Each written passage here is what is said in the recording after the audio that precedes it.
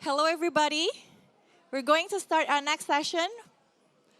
I know outside there is a dance performance, but also inside here on the main stage, we have an interesting musical instrument performance. So please join us at the main stage, as we are going to start or talk around the topic climate and urban culture from the Asian perspective. So please have a seat. So it says climate change is directly related to human interaction and behavior. Today we will discover the ethical connection between climate and human behavior towards nature by actual cases from Southeast Asia, including Indonesia, Singapore, Thailand and Vietnam. So today's speakers will also enlighten us on the importance of culture and ethic in the conservation and preservation of our natural, cultural, and urban environments. So to commence this short 50-minute session, let's welcome our moderator. She's the researcher at Simeo Spafa. I hope I said that correctly. Please welcome Supitra Sutanonkul.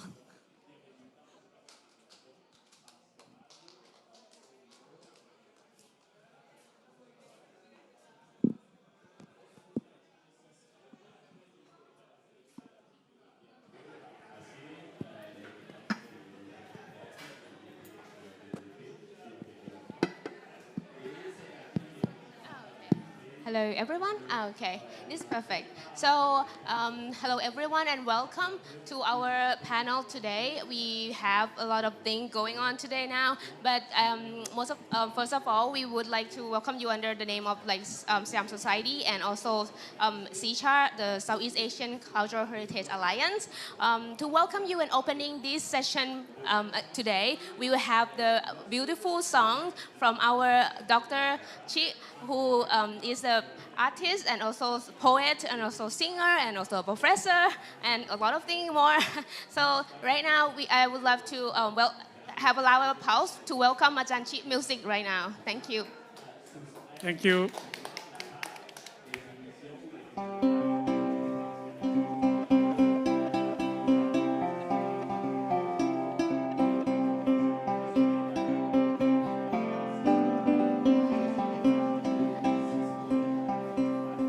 Dule dule dule du ti tu dule le ole ole dule le ole le dule le ole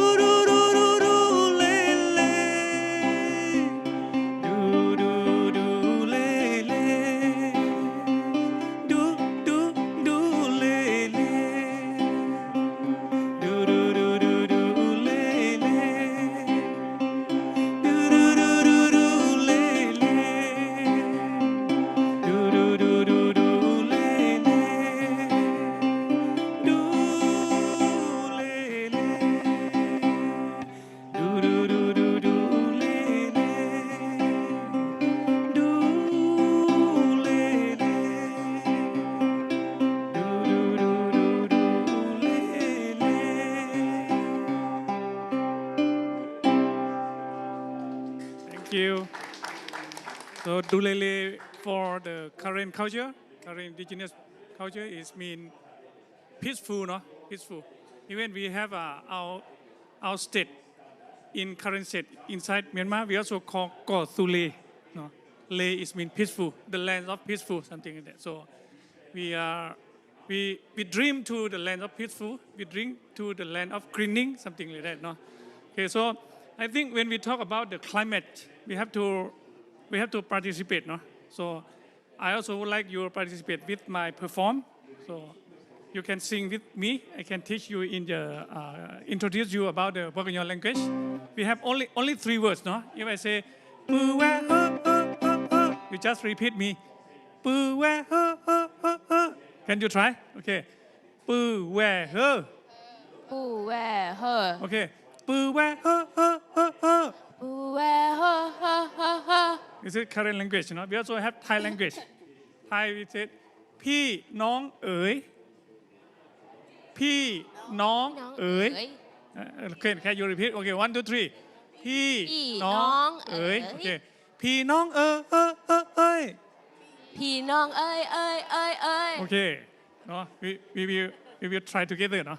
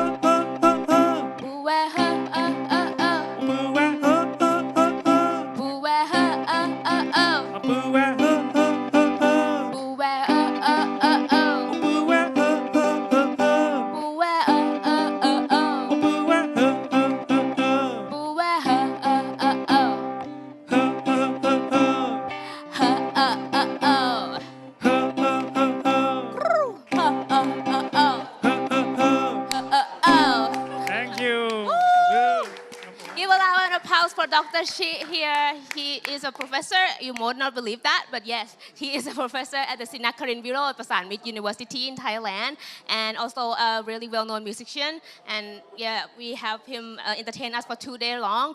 Now we have to let him rest a little bit. So just to welcome you again to our session. Thank you, the music, for keep a little bit of peace in mind for us, or maybe like more excitement, I'm not sure. So we will be talking today about the climate and urban culture, and with the urgent perspective.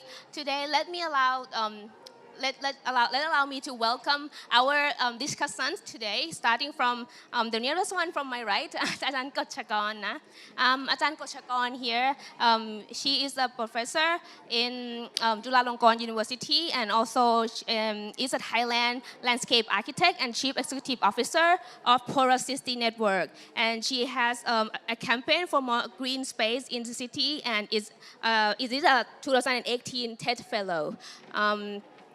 And the next one here with Apuari, Apuari or Dr. Katrini Pratihari Kubontuba. He has a background in urban and regional planning and received her master degree from Department of Architecture of KU Leuven. And she is now the board, the chairman of the Indonesian Heritage Trust based in Jakarta and is the Southeast Asian Cultural Heritage Alliance based in Bangkok. The next one there is our Mama Momo. Miss Momo Nguyen, she was trained in architecture and received MSc Master of Science in Urban Planning. She is currently a director of Yangon Heritage Trust and is a vice chairperson of the Southeast Asian Cultural Heritage Alliance. And the last but not least, our Dr. Papa, Dr. Widodo over there. He is a professor.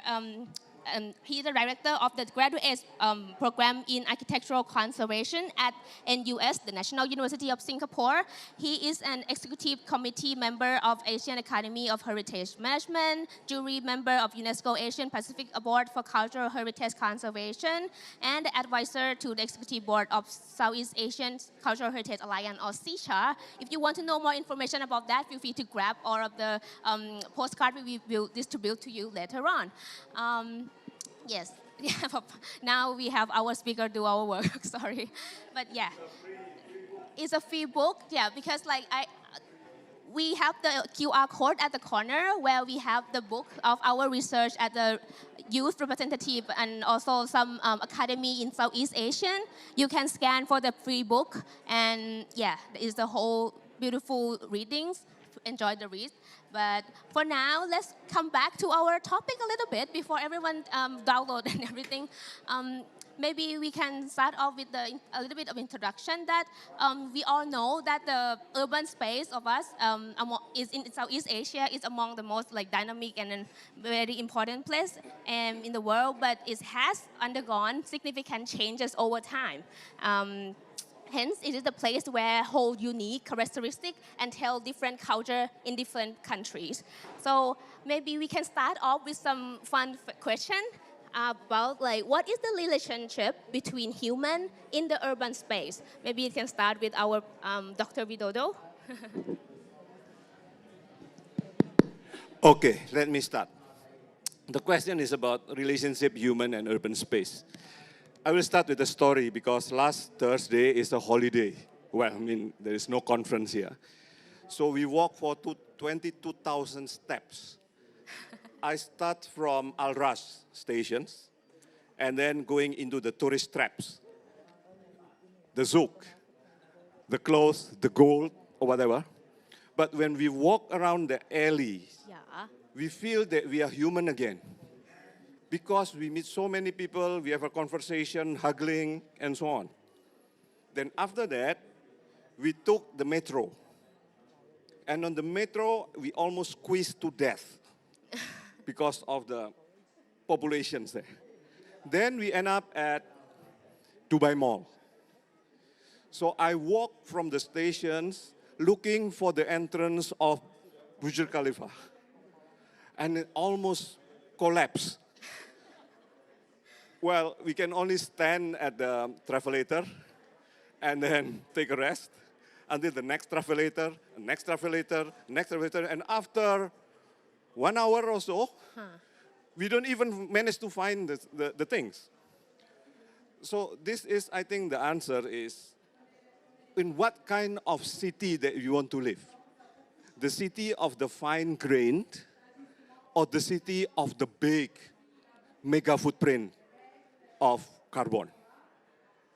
Because if you compare the energy used and the material used in the Al Ras area, the zouk area, and the energy that is being used, even only energy in Dubai Mall, you can see the contrast, right? So I will start by making a statement. When somebody asks me, what is Islamic architecture? What is Buddhist architecture? In Islamic architecture, the answer is only two. It's not about Qiblat. It's not about dome or style. There's only two principles. Clean and not mubazir. Right? Clean in whatever meaning and not mubazir is not to waste anything. And that's mean 90 centimeters times 180 centimeters in terms of ergonomy. That's the size of sajadah, is the size of tatami, and the size of our graveyard when we are dead. If we take more than that, then we are greedy and we start to destroy the world. So that is, I think, the basic relationship. It's about morality and ethics. Wow, that was really, really, I think it's quite knowledgeable one because it's based on the real experience walking around our, the new city here in Dubai. Maybe you can imagine your urban space in mind and then maybe we can have a Q&A later. If you have any other question that you have, you can keep it and then we will have it at the end. So is there any additional thing that you want to add to define the human relationship, the behavior of people and the urban space that you might want to give an example maybe in Southeast Asian context? Okay, thank you. Maybe for me, I think myself, I'm from Bali and then I'm Balinese in Indonesia. We also thinking a very simple way about the connection of man and nature is about take and give relation. So the nature already give so many things to us, but then we also have to give it back to the nature. So that's why all the tradition, also the philosophy is coming also how to appreciate the nature, how to have the respect to the nature. I think that's other things for me. Right. Oh, that is really nice because I think I read a lot about the wishful Indonesian culture, also about Tahita Karana, for example, how the human economy is related to the space and also the building and every places. Do you have any other example, Ajahn Koshakon, from your experience as a designer? I'm actually a landscape architect and works a lot in an urban dense area, and I'm sure we are dense, right? And I just feel that our city is reflect who we are and who we were and who we are going to be. So if you are not healthy, if you're single, if you're fat, if you are something, it's actually reflect from the environmental as well. Are you seeing people enough? Are you walk enough? Or do you breathe a clean air? So I just feel that it's the city equal who we are and our relationship back to the nature as well. And I think it's a little bit broken. Thank you. Oh, that is really good point because like the imbalance in the transformation, no? From that point where we have markets, interaction, and to the mega building or skyscraper, there is a lot of information and transformation that get lost, and also when we really need to explore more to keep that balance stay. But in the meanwhile, because Apu Ari also mentioned about like how we give back to the nature, the piece of tradition that we have in the urban space. May I ask how to like consider or integrate this piece of tradition, maybe wisdom of people into the urban area or the culture or the urban culture again, especially in this newly development project or like the new urban development that is going on right now that may not have this into consideration. How can we like encourage that to happen, or how can we integrate the culture back to the space again? Okay, it's also, I mean, the question usually come from the youngster, yeah? All the youth people also arguing why we have to do this and that, and then this about the traditions, should we also change this?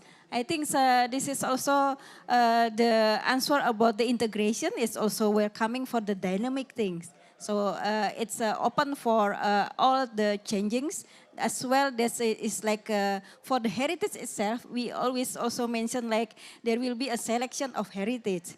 So it means the one that can be fit also to our common and currently daily life. It's also the one that can be integrated. It's also like, for instance, in the hot weather, we need the aircon that we didn't have it in the previous time. So know how to have the integration of the good design and also how to minimize the carbon on the other side. So this is how the integration have to be work. Okay, that's to keep the core, or I could say like DNA of those nature of those culture, no, and then to integrate that into the new design. Maybe Dr. Widodo can give an input about air condition. He loved that so much. Yes, I jump into this because whenever I come here, it's the first time in my life to get out from the Dubai airport. Normally, I only have transit. So one thing then, when I landed from the airplane and then start to look into the city, I feel, wow, this is Los Angeles. Sprawl.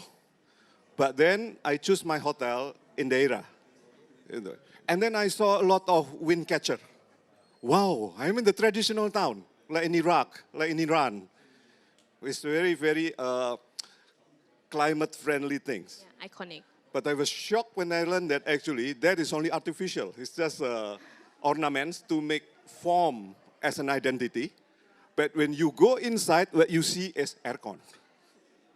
So I think this is something that we need to think seriously. Are we using traditions just for commodifications? Just for image, just for branding. But then we forgot the essence of passive design, the essence of zero carbon, the essence of carbon neutrality. Right? My university built the first net zero energy building in Singapore. You know, Singapore is like Dubai. I think Dubai is inspired by Singapore in terms of unsustainable things. It's sustainable because of money, right? But you see, we have the first net zero energy building inspired by traditional stilt house, facing south because you're in the tropics, block the sun from east and west, cross ventilations, high ceiling, stack effect, and then we implement the hybrid aircon system. So we have a very small footprint of the roof that we install solar panel. But it's an expensive solar panel. It's Ferrari, not Toyota. Why? Because it's produced more electricity and the technology age of solar panel is 20 years. Well, the cheap solar panel is only 10 years and produce less electricity. And remember that solar panel is not sustainable and potentially it's become like plastic. The cost to recycle is very expensive. Actually, after 3 years, we found out that our building is energy positive by 20%. Why? Because we moderate our behavior inside the building. We hide all the lifts. We design sexy staircases. So I don't feel comfortable sit inside the aircon room now. So I think that is the way to go, right? Use the local wisdom, implement it in the contemporary setting, use technology, AI, smart building, whatever, for human wellness, not just for the sake of technology. So I think by doing so, we come back to what our ancestors did in the past. Sorry, can I add as an architect for this discussion? sure. For the human and our space. For me, is the simplest thing is we should reduce a little bit of all the scale that we trying to do when we designing the city design or the urban spaces or even the houses or the office. So I think that the traditional architecture that what we got is a very human-friendly scale, Right. sizes. And then when we getting richer or more developed, we want everything bigger, and there could be a lot of waste and unnecessary, and that can be drastic reduce of carbon footprint. Right. Yeah. So as a landscape architect, let's move a little bit out from the buildings. And I just feel that landscape architect is very important part of the city. It's all about what is leftover space, the outdoor, the public space, and things. And in our culture, as a Southeast Asian, that we share this agriculture culture that we don't have public space culture because back then, maybe 50 years ago, even now, we just go out to the field and then we feel like the sense of relaxation. But after this 50 years or 60 years of rapid growth of urbanization, I just feel that some of the city, including Bangkok, is not well planned for that. So now we're actually losing many things, tangible, intangible heritage, including our existing canals. We dumped it, we thought we need more road. We forget about how we used to commute to boat. We heavily to the car. So when tangible is not there, intangible is actually disappear as well. So I just feel that as a human being and as a water culture, that my city and many cities in Southeast Asia is actually sinking, have problem with floodings, droughts, and things. We're actually losing our sense of how we connect to the dynamic of the nature, and that can reflect throughout the whole city, the landscape of the cities. And for my case, I designed the biggest urban rooftop in Asia. And you can Google it. It's called Thammasat University Urban Farm Rooftop. And it's actually learning from the rice terraces. Because when we think about a big building, we actually are moving mountain from elsewhere. But how can the building itself acting as the function of the mountain? We once harmoniously living with nature. So the rice terraces is actually our shared wisdom. So it's actually can be part of our rooftop, like how it can slow down runoff, how the rain can grow food for us, and how we can use that rooftop creating solar roof or using the energy from the sun. So I think there's so much to be learned, and the answer is not in the future. It's actually some of them and many of them is actually in the past. So that is really, really nice because we can see the scale expand from the architecture, from the wisdom of the people, and until now we can see the landscape. It also have the integration of the culture into it that we can say that is it a really essential part to keep that characteristic of the urban space alive. So maybe because right now I feel like I'm a student, like listening to her, my teacher lecturing me. But maybe as a normal person who maybe I am an architect also, but I just wonder in this digital era, because the time passes, and I wonder how can we integrate maybe digital technology into like this urban culture that can relate to the climate actions later, because everyone nowadays use cell phone, right? Everyone use internet, everyone use technology. How can we maybe be part with the integration of technology, maybe, if you have any idea?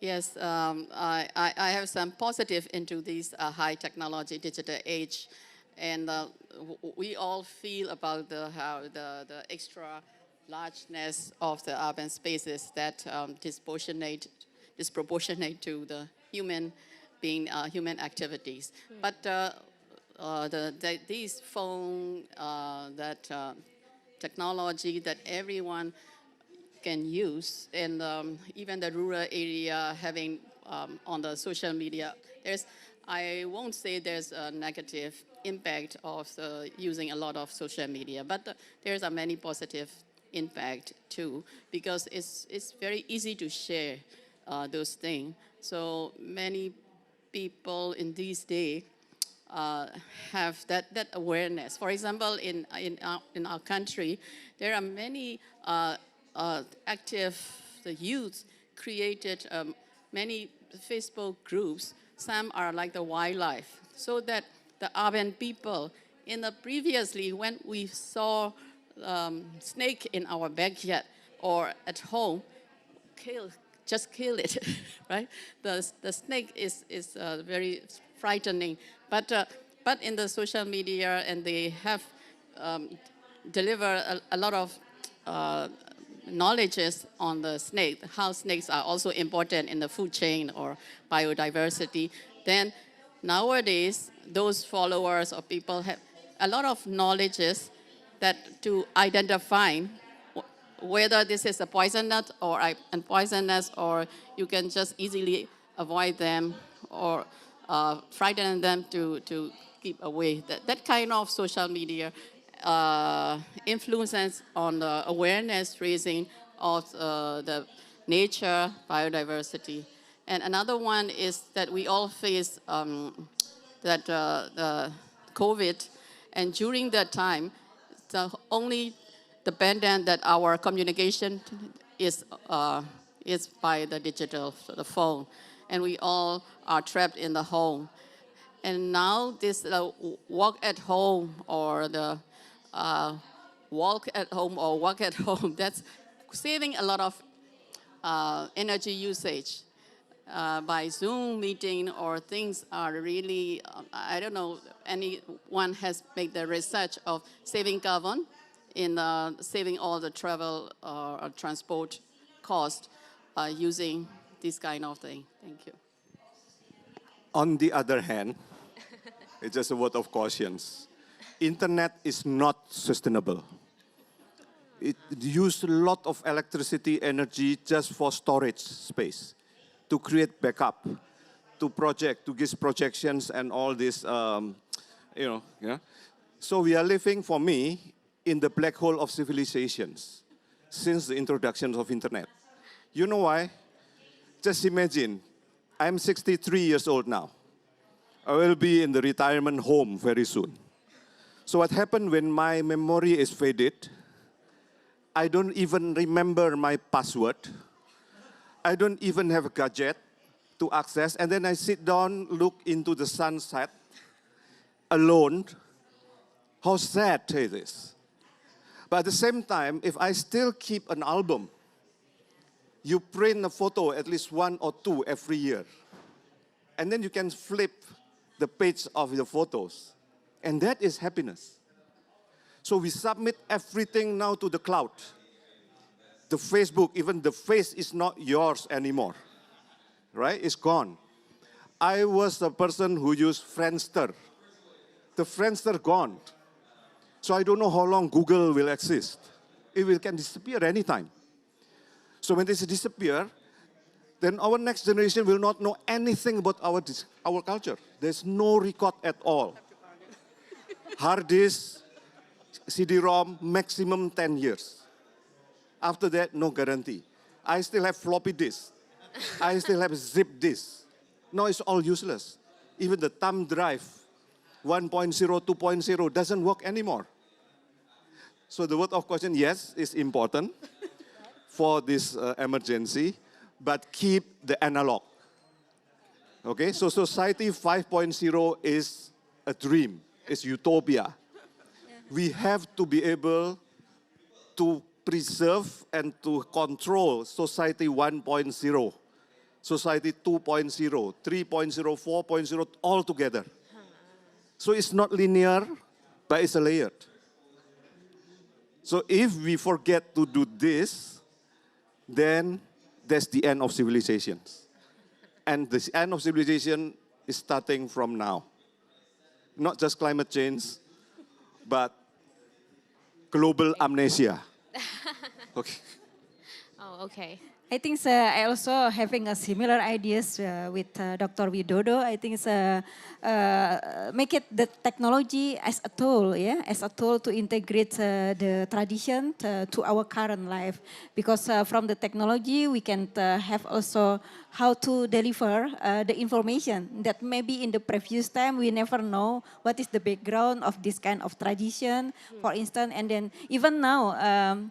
Maybe several also like children in Indonesia can learn their traditional dance through the YouTube.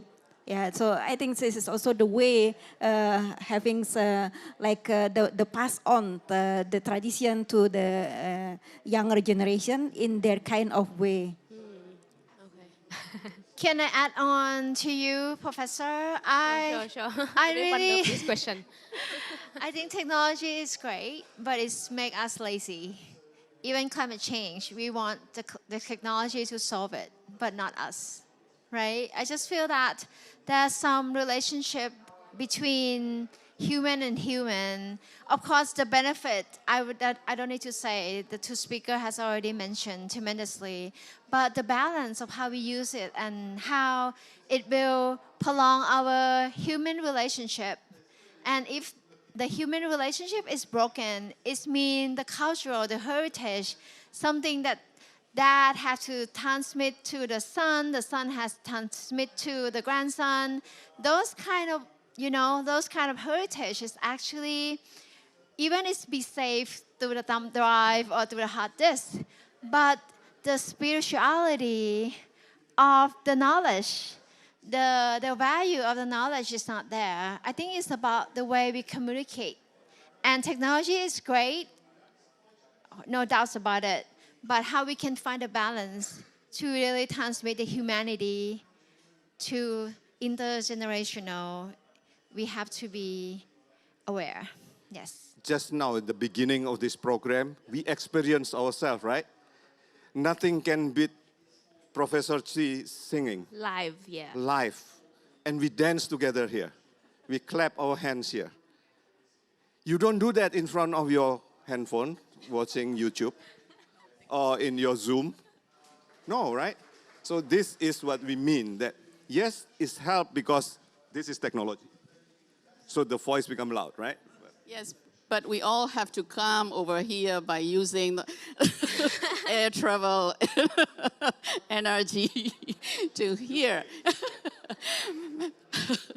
But Are we the having digital age, that internet help us a lot in delivering all the information, healthy tips, the gardening tips or cooking tips. So all these awareness raising is really tremendous among the public. That is my argument. So yeah, oh my God, I have heard a lot about the pros, cons, and the transformation. But you know what? Everything wrap up again to the urban space because all of the activity, or the interaction of people, or the knowledge and everything that we need to transpassing between generation exists in the urban space area. So I think as a person, as someone who maybe have some knowledge in my discipline, I would reach out to do the best to know my local wisdom first, and then maybe help to integrate that to keep it sustained in my urban area, yours as well. So that our urban space keep this characteristic, or the place doesn't look the same the entire world or something like that. Because we have to be really punctual a little bit. So is there any question from the audience before I give the last question to our discussant? Any question relating to the topic today that you would love to ask any of our speakers today? Anyone? You? Okay. Thank you. Hello, very interesting discussion. I'd like to make a comment also. Hello. Yeah, this discussion is very interesting, especially about the technology where many our architecture now doesn't even consider the environment where because they want to catch up the same design like others, so they don't even consider the knowledge that hold by the community who live in the area. I think Mrs. Coach already mentioned about many of our Global South community now dealing with the flooding because too much rain, and rain because it's our climate change. We deal with climate change now, where back home now in Malaysia, many indigenous community, they changed their architecture to concrete building, which is landed property on the ground, which is not safe when there's flood. Before this so-called new architecture landed to our in Southeast Asia, we living on the steel house. You know why we build on the steel house? Because we know the knowledge been passed down by our generation, by our ancestors, said it's a safe. That's why we survive now. If we live on the ground, on the landed property and the then I think we won't survive because the flood kill us and all insect will kill us. So yes, I agree with the discussion that we need to reconsider our knowledge. Need to champion our knowledge also. Don't let this new technology, new design, new architecture kill our culture. Yeah, I really agree with you that we have to be back and be amphibious again. And this is probably our strength as a region or as a city. And I just feel that when Bangkok don't want to get wet, and it's impossible. So we sacrifice so much forests, build more dam, flood other Thai people upstream. Anything we can do just to keep some group of people not getting wet or not being amphibious. So I just feel that this is actually very challenging for us all, not only just Bangkok. Yes. Okay, so I add. So yes, it's about dugong things, right? So you don't have to be amphibious. But I think it's for the urban planners. My message is really for urban planners. We should consider a change of paradigm. The city is taken from the nature. So you should have a paradigm in urban planning now. City should be back to nature. City in nature. So when you open one site, mean you take out from nature. Either it's greeneries, water resources, or whatever. Then of course you can build again. Yes, you can build with a higher GFA, higher towers, more floors, bigger volumes. Then you have to return whatever you stole, you are taken from the earth into that building. So the greening of the building is not just for aesthetics, but to replace where we are taking the green roof, green wall, whatever edible food, whatever rainwater harvesting should be calculated back.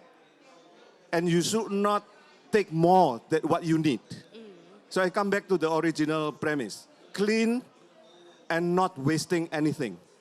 And don't take more than what you need. So form is not follow functions, right? But function follow ethics. And ethics, form also follow sustainability. So I think that is the way to go now. I think form should follow change. Because right now, the word nature is no longer what we understand anymore.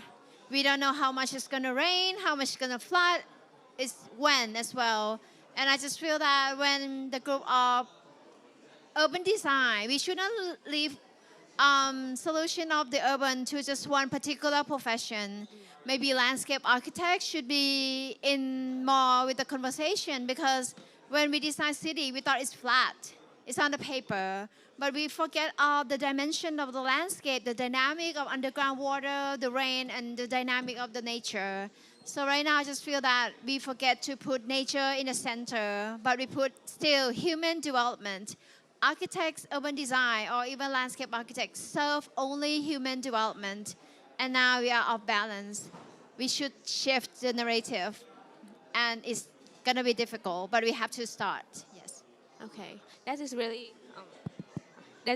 I think, kind of holistic view. But is there any other addition for you in regarding the maybe intangible part of the city that you may want to like leave some message for maybe the younger generation or maybe the people who involved in this process to make our urban space in Southeast Asia sustain?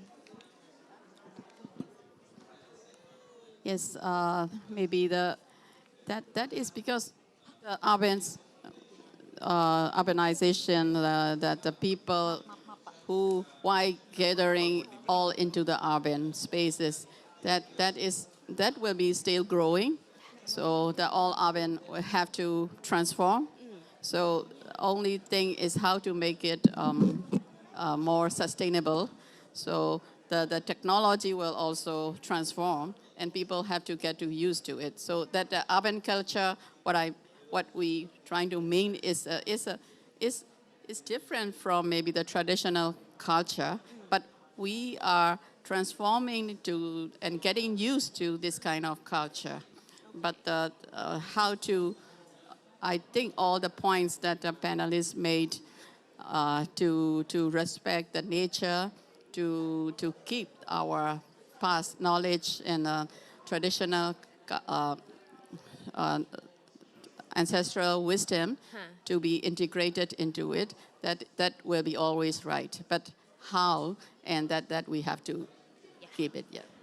I think so, from my side, the transformation, I think there are also so very heavy to have the meaning or the understanding. I think that's the first step have to do, because more and more people is not really understands how we have to do this and that in terms of the tradition. But behind of it, our predecessor and before also the ancestor already provide all the things, all the value inside, and then it have to be rediscovered. It have to be revitalized. So then it's not only just copying all the activities, but to understand first, and then after that it have to be sustained. Right. One thing from my experience in terms of the department that I'm working with in my city is actually Department of Conservation. The hardest people to convince is people who working in that realm. Not the Department of Infrastructure, Public Work, Drainage, but it's the preservation meaning. Because when you preserve, the knowledge is like you kind of change, or you don't want to, you kind of touch. And I just feel that something needs to be shifted. I'm not talking about just one architecture, but let's say, for example, like the whole dam of the canal, we want to protect the canal. So the part of the dam is actually part of the heritage. So when we want to shift the urban infrastructure to be more green, it's actually prohibited, because this thing defined as a conservation. So it's very tricky when you talk about conservation. It sounds very good. We preserve our knowledge of the ancestor. But in reality, and in the changing of the situation, the world, and many things, we have to redefine conservation as well. Because if we could not survive, our city is sinking, whatever world heritage is actually at risk. And we know that at this COP, culture is not put in the statement. So we have to work hard to have the culture as part of the climate as well. So I think this is time for us to shift and move forward. Yes. Last word, only one sentence to take home. Take only what you need, but not what you want. I think that's a concluding word from our Professor Widodo. Thank you, everyone, all the discussants today, for the insightful and important information and important knowledge. Because at this point, I think could conclude everything, the knowledge of the relationship between people, nature, and culture in this heritage place, so-called urban culture in urban space, is really important in our region, because we really need to transpass this knowledge, to understand this knowledge, transpass it, and make it visible for the later generation to remember. And we need new knowledge as well. Yes, we still need more creativity to fix all this problem with our heritage. Yeah, so everyone, if you are youth, please go dig in your local knowledge. If you are a policymaker, please understand and put inclusivity into the process. If you are a normal person, please reach out to your ancestor, and maybe you can learn more and more from them. Thank you very much, everyone. Loud applause for every speaker today. Okay, thank you for the suggestion from the professor. Use the local wisdom in this modern world. Back to simple is the right approach and mindset, a new paradigm in order to preserve and conserve the nature. So do you have something to promote? Yes. Okay. Before 1 minute. You guys, 1 minute. Before you guys leave, we have this for the new guests that just come here. We, as a representative of the youth of Southeast Asian Heritage Alliance, we have the book over here that you can download our one-year research and also academy in Southeast Asian relating to our cultural wisdom and how can it tackle the climate change. Before I end this session, I would like to thank you very much to the Ministry of Environment and Forestry, Republic of Indonesia, and the Indonesia Pavilion for giving us this space of conversation, and also to reach the thanks to the SOSAM Society, CICHA, and the related partner that make this conversation happen over here. And thank you all the audience who pay attention to us today. Thank you very much.